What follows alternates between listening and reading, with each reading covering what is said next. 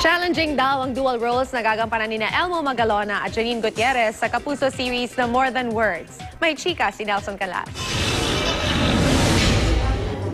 Muling magpapakilig ang tambalan ni Elmo Magalona at Janine Gutierrez sa seryeng More Than Words. Kapag gaganap ng dual role ang dalawa, kaya't very challenging daw ito para sa kanila. Super challenging kasi minsan palipat-lipat ako doon kay EK tsaka doon kay Katie. So minsan hindi ko na alam kung paano ko nga ba ginawa yun, yung ganon. Pero ang ikakakilig daw ng fans na Janine at Elmo, ang kulitan, asaran at lambingan nila on-screen na ayon sa dalawa ay malapit daw sa totoong buhay. Actually, mas makikita ng tao yung relationship namin ni Janine.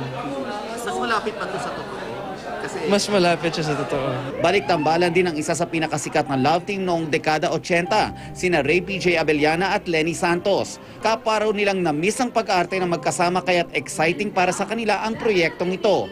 12 years nang wala sa Pilipinas si Lenny. Sa Las Vegas siya nagtrabaho bilang isang medical technologist. Dalawa ang kanyang naging anak na kapwa't dalaga at binata na. Actually, na-discover na lang ng mga anak ko nung nakita nila itong mga TV guesting ko. And noon, hindi sila makapaniwala.